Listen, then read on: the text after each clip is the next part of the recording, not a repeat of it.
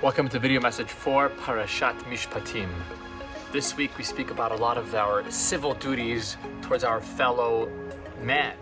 You know, the 10 commandments that we read last week begins with Anochi Hashem Elokecha, I am Hashem your God. And the last word of the 10 commandments is L're'echa, to your fellow man.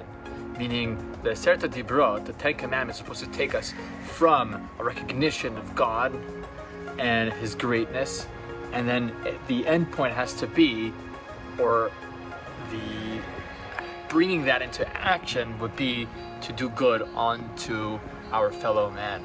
So this week's portion speaks about a lot of things to take care, especially of those who are the weakest in our society, the widow, the orphan, and those who are underprivileged. And so the Torah tells us you should be careful about giving pain to the orphans and to the widows.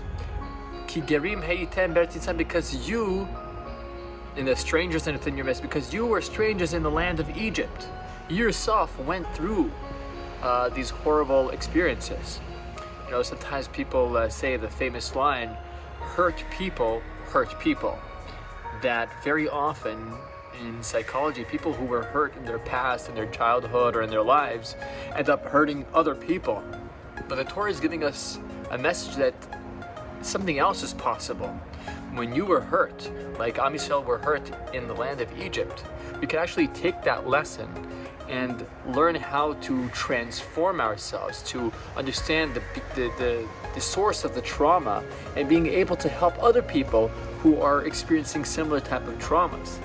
Isn't that the reason why maybe we had to go through all these horrible things so that we can uplift other people? So the Torah tells us there's another way. You understand the soul of the one who's a stranger. Therefore, you should look out for people who are in a similar situation and break the cycle of hurt and of violence. There's a story told about a child who came back home after school and told his grandmother, "Grandma, they've been bullying me around, they've been hurting me, and I don't know what to do." So she said, come, my son. She brings him to the kitchen and she takes out 3 pots. In one pot she puts a carrot, the other pot she puts an egg, and the third one she puts a coffee bean. And she tells him, look, watch the transformation of these 3 different things in the pots.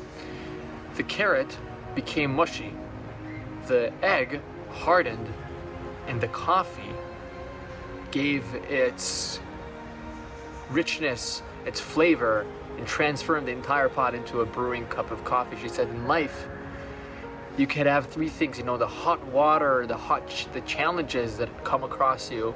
It could either turn you into a weak, depleted person like the mushy carrot, and you could fall apart, or you could become hardened, you could put a wall around you like the egg that became hard, or you could take that challenge and allow yourself to fully express yourself, to fully acknowledge where the pain is from, and to go into it, and to do a tikkun and to repair it. And that way you could give your richness of your life to other people, just like the brewing pot of delicious coffee. It's our choice. With some work, some consistent internal work of checking into ourselves, understanding what the origins of our trauma and our pain is, we could do so much to transform our lives and the lives of people around us. Wishing you a Shabbat Shalom.